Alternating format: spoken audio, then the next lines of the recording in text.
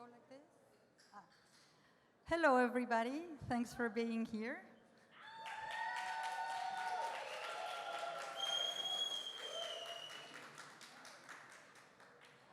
My name is Judy Mam. Some of you may know my name because I am the founder of DADA.art, the collaborative art platform where people speak to each other through drawings. We were created in 2014, and on 2017, we tokenized our first collection called Creeps and Weirdos. And this picture is at the Christie's Art and Tech Summit in London back in 2018. Jason Bailey, also known as Artnom, moderating a panel with Masha from Ascribe, John Settler from then Rare Art Labs, who were the guys that organized the first Rare Art Festival in 2018, Matt Hall from the CryptoPunks, creator of the CryptoPunks, and yours truly. And you can see we're having an amazing time, having a wonderful time trying to explain to the art world crypto art and the blockchain. The audience was not having such a good time. Back in 2017, when we tokenized Creeps and Weirdos, we didn't know, and by we I mean not only Dada, but the small community that was creating crypto art at the time. They were not called NFTs yet. We had an idea that this was going to be a revolutionary technology, that it was going to change the paradigm of art. We didn't know if there was going to be a market for it, but even so, Dada put royalties into smart contracts for the first time, just in case it did. At the time, thank you. At the time, we felt that this technology had the potential to truly disrupt an industry, the art industry, which was in dire need of change. Very similar to the publishing industry. The publishing industry today is kind of even worse than the art world, if you can imagine that, because it's basically has become a handful of monopolies all over the world that control the entire, they control the entire book industry, they control the entire distribution, everything. So what happens is that it's very difficult for people to get published. It's a monopoly on imagination, where very, very few people centralize the power to decide what voices are heard, what genres are published. So a lot of people, we just don't hear their voices. And at the same time, it's an industry that hasn't innovated in forever, I think since the Gutenberg, since the invention of the press. Because, for instance, what they consider a huge innovation, which is ebooks or stuff that you read in Kindle, is not really an innovation.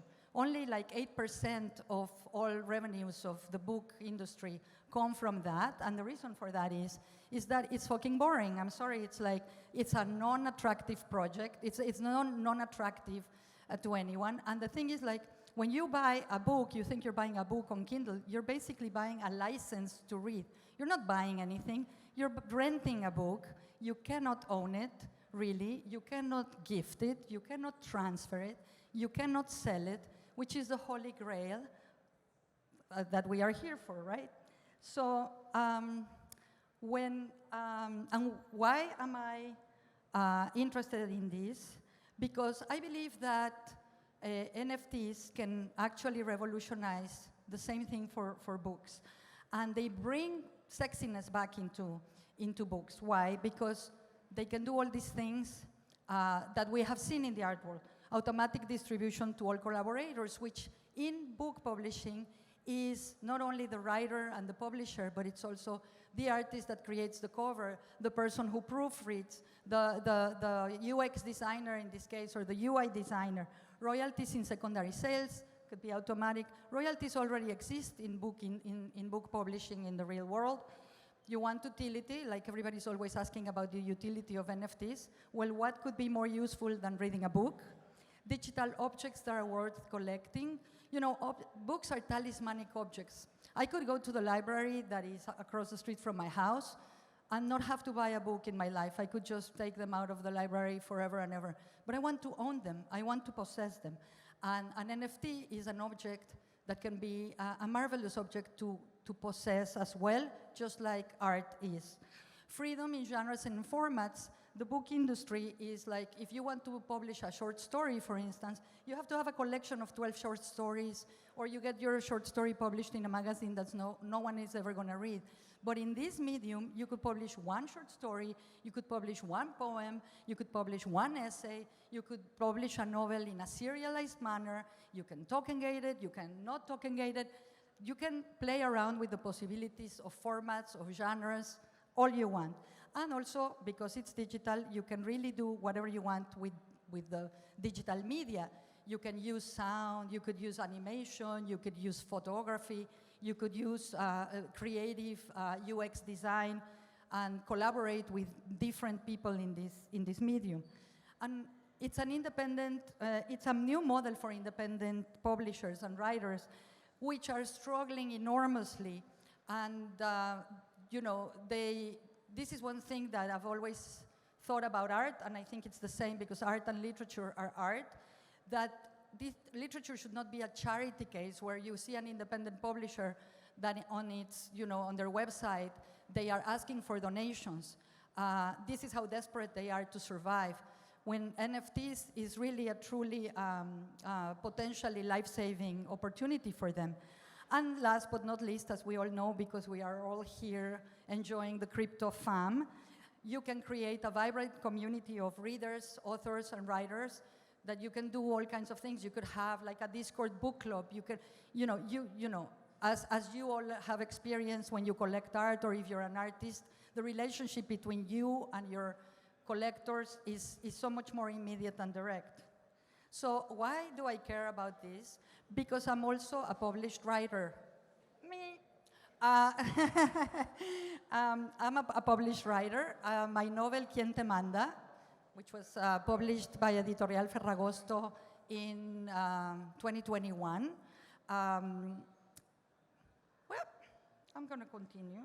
Was published in 2021, and by my publisher Ismael, who is the founder of Ferragosto and who's standing right there today. Here we are at the Guadalajara Book Fair, which is the second largest book fair after Frankfurt. And we went to kind of test the water, and Ismael talked to a number of independent publishers, and they were all, we want in, because they could see that this is the future. When I told Ismael that perhaps we should tokenize put this baby into NFTs, he really didn't even blink. I mean, I thought if he says, well, what is an NFT? We're going to be in deep trouble. But I said, shall we do an NFT? And Ismael said, yes. That's how long it took him. So we set out to create a real NFT book. Before, what we saw is that there were books lying around in the NFT world, which were basically a cover with a PDF attached to a token. And we didn't want to do that. We wanted to create a book object that the book in itself was an NFT, or is an NFT. And at the time, so we tokenized Quién, manda in September of 2022. And we wanted, as I say, you know, you can just see like the possibilities, but we wanted to really create a fantastic object. And I decided to ask my friend and DADA artist Mojarra to create the cover, because I thought that his style, super cheeky and super fun and super elegant but vulgar, as we say. Elegant but vulgar. Mox is in the house. A round of applause for Mox.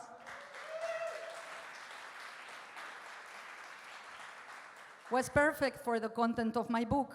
Picture here is also mezcal, which is an important component in the relationship between artists and writers. So this is a little demo of the digital book, of the NFT that we tokenized. It's a little long, but I want you to enjoy how it is. So, you know, you click, and then you go into a beautiful index where you can look at the floating bubbles of things that happen in the novel, of episodes of the novel visualized by Mox. And it's kind of an interactive index in the sense that you can choose to read it in whatever order of chapters you want, but you can also choose to read it from the beginning. And it's kind of like just showing you the possibilities that you can do when you are designing a book in a digital way. So yeah, then you go to the first chapter, and we wanted to create something. We didn't want to go all crazy with like bells and whistles and digital bells and whistles. We wanted to create something that is reminiscent of a physical book. So we created a little shadow, like the paper, and this is basically the book that we created, and was tokenized actually by the platform, which is a platform cooperative that intends to give artists and creators the tools to publish their own content. Next up, we want to continue doing this. We're creating together, Ismael founded Ferragosto, and I am a partner in this venture. We want to create basically an NFT bookstore and publishing house. The next project that we have coming up the gate is one short story by a writer called Lara Ehrlich with art by Sparrow Reed, which many of you probably know. And just to give an example of the kinds of things that you can do, you can do all kinds of things. You could add, music or animation or the human voice or whatever, but you can also kind of like shed light on the text and be as elegant as you want to be.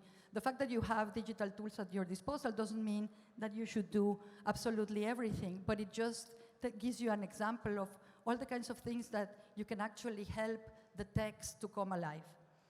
So I am really super proud to announce or introduce or comment that my book has been translated by me with the help of Katie Hill, who was the copy editor, and also, I must confess, a little bit of the help of ChatGPT 3, for some like little proofreading. It has been translated into English. It's called Serves You Right, and it's going to serve as the companion piece to the Spanish edition, also with art by Mai Mokhar. The book is about, it's a really kind of like a social critique, takes place in Mexico City. It's about a young Mexican man who gets deported back from the United States. He comes back to Mexico being a changed man, and he finds work in the house where his father works as a driver, and there is where he falls in love with a rich girl. So it's like the classic story that has been told over and over and over, but in Mexican circumstances and with a lot of sex. Because the reason why there's a lot of sex in the novel and some sex in the covers is because these kids are both 20 years old or 21 years old. They're both from the same city. They're both from Mexico, but their love affair is an impossible thing given the conditions, the social and cultural conditions of the country. So sex is their only outlet for freedom. So it's a highly recommended read, and it's a lot of fun. Just to finish, we're going to do an edition of 150 at 0.1 ETH. It's coming out very soon, and I feel right now that just like I felt in 2017, when I felt it was in the bones that we were on the cusp of something that had a lot of potential, and I can't wait to onboard readers, writers, book lovers, NFT lovers, collectors to the brave new world of literary NFTs. Thank you.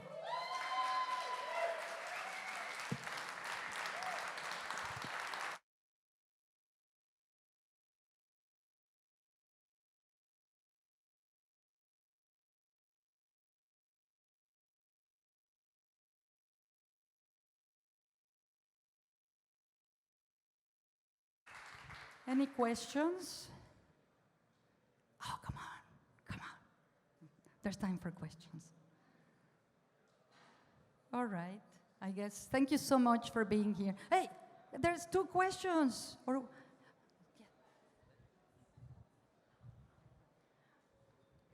I love this so much. And also my question is, since this is a complete reimagination of the book as an object, which I think is sacred and super important, and the bookstore also feels like a sacred and important thing. So I'm wondering if you have thought about what the bookstore looks like in the age of literary NFTs when books have taken on this format. Like, can the bookstore also be reimagined, you know, and also geographically boundaryless? That is a really good question. We have a wonderful designer. I mean, it's really not like a 3D kind of thing at this point yet. But I think it should have the feeling of I'm browsing or I'm in a bookstore. I forgot to mention that the designer of the book is both Ismael and Álvaro Recuenco, who is a wonderful designer and who is starting to play around with how the bookstore is going to look like. And I also should say that, you know, it's the same thing about like with art. Like first you think, where am I gonna hang this thing? Then you realize that you're not gonna hang it anywhere. When you come into this bookstore, hopefully you will feel that there's an array of things that you can look at. I believe in not token-gating things. So if you want to read the book is, like right now, you can all read the book in Spanish. If you speak Spanish, the book is available for anyone to read. I think the bookstore should be similar where like there's a kind of an entry to a place, and then you feel that you want to have it. And the one thing that I forgot to mention is very important, that is not only a bookstore, but we're also providing a service for independent publishers to publish their own books within our marketplace. So, you know, like normie people that don't know anything about smart contracts or don't know how to go about this can come and get like a new model of publishing within and create their own bookstores right there as well. I hope this answers your question. There was another one. Can I do another one? Can I do, Mr. Gentleman? Yes, quickly.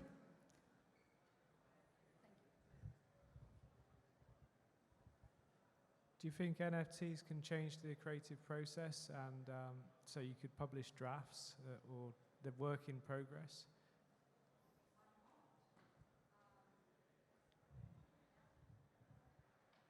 That's a really good, I think you can do whatever you want. Yes, you could publish drafts. You could possibly ask people or my boyfriend ChatGPT-3 to help you with the draft. I call him my boyfriend because he does everything I want. He does it badly, but he does it. But yeah, you could certainly publish a draft, and you know, it's like maybe paying for a rehearsal of a symphony orchestra where you want to see the process. It's a really lovely idea, and maybe you can get the community involved. I don't believe in like gathering the opinions of people to write. But I do believe that you could get, I mean, I do believe in feedback, but I also believe that you could give some sort of promise of what's coming and get a really great sense of interaction with the readers. So it's a lovely idea. Thank you.